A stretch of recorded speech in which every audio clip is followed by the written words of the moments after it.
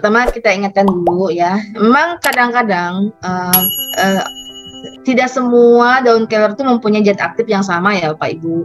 Jadi setiap kita menilai zat aktif itu, beda wilayah beda zat aktifnya, walaupun mungkin ragamnya sama, komponennya sama, tergantung daripada wilayahnya ya. Mungkin di Sumatera dengan Jawa ternyata quercetinnya jauh lebih tinggi yang Jawa gitu, mungkin ya. Atau itu misalnya dengan Papua ternyata kamperolnya lebih tinggi di Papua gitu ya.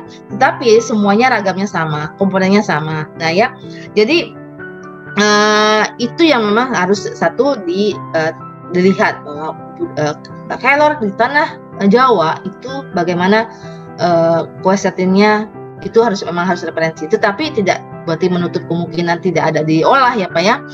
Jadi kalau quercetin kelor itu memang itu tanaman yang memang banyak faedah.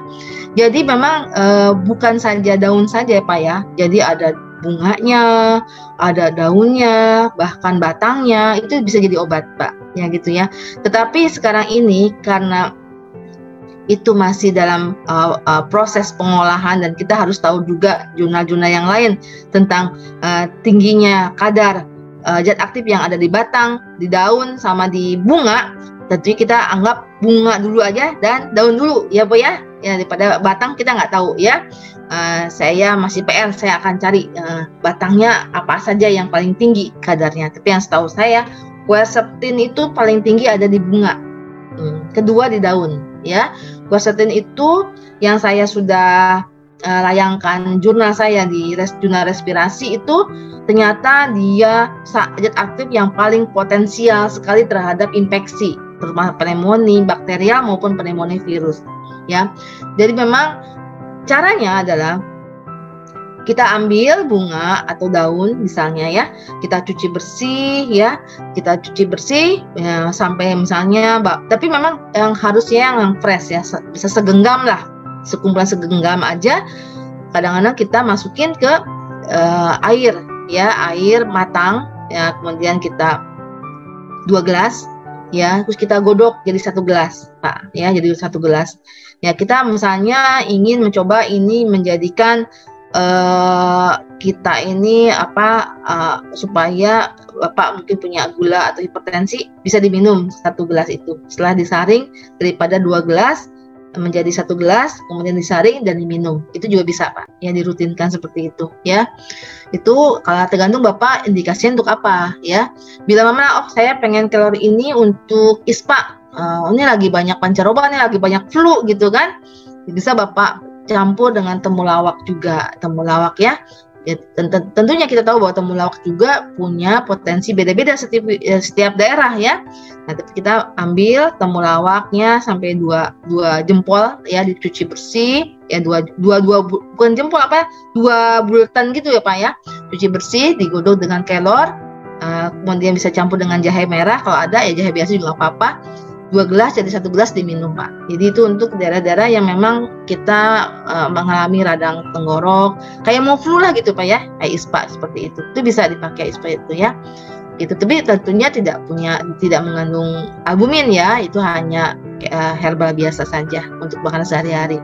Tetapi kita tidak bisa menyamakan dengan yang sudah dibuat sediaan seperti supa habu ya, karena sudah terukur 100 mg ininya. Kalau itu kan tidak terukur karena kita nggak tahu potensinya di daerah Jawa sama Sumatera sama Papua sama Kalimantan beda-beda itunya ya, konsentrasi daripada quercetinnya, konsentrasi daripada kamperolnya, konsentrasi daripada kurkuminnya kan beda-beda gitu. Itu aja Pak yang saya share ke Bapak. Terima kasih Dr. Lucy. Berarti lebih baik menggunakan supa habu atau ambil daunnya digodok aja Dr. Lucy?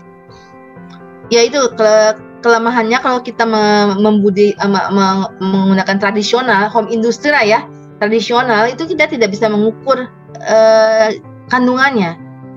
Karena kalau sudah dalam bentuk sediaan obat yang sudah diatur oleh farmasi ya, apoteker atau suatu perusahaan farmasi, itu sudah terukur ya, secara signifikan dan sudah ada juga penelitian uji klinis. Tapi kalau kita ngambil daun, misalnya kita daun salam lah, contohnya daun salam buat darah tinggi gitu ya, kemudian itu kita nggak tahu komponennya itu di daerah Bapak Baturaden sama mungkin di Bandung beda-beda gitu ya kan.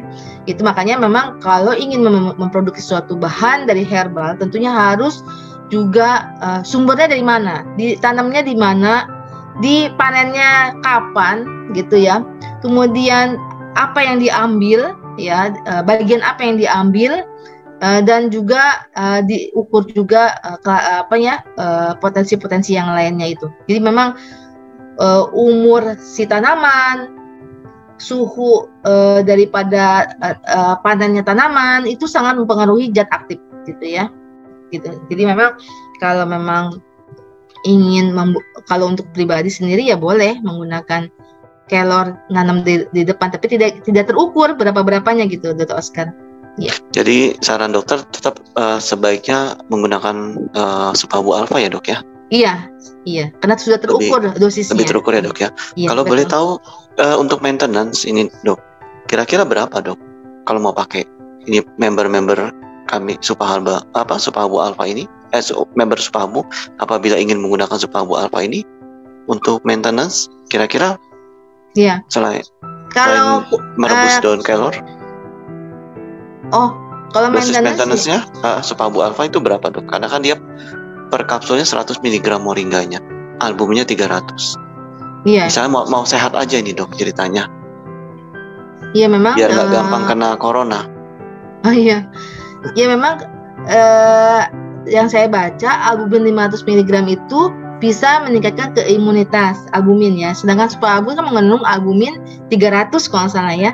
Jadi kalau saya boleh saran sih antara 2 kali 1 sampai 3 kali 1 itu untuk preventif gitu ya, di daerah-daerah yang memang seperti sekarang ini lagi banyak yang ISPA ya. Jadi kalau 3 kali kan 900 ya, tapi kalau misalnya 2 kali ya 600. Tapi di literatur adalah albumin 500 seperti itu. Jadi akhirnya nanti kalorinya sama kurkuminnya ngikut kan, jadi 100 mg, jadi kalau 3 kali 300, kalau kurkuminnya 300 juga gitu. Itu dok yang ideal seperti itu. Baik, terima kasih Dr. Lucy. Berarti antara 1 sampai 3 kapsul per hari ya Dr. Lucy ya, dengan dosis terbagi ya. Iya. Luar biasa, terima kasih Dr. Lucy.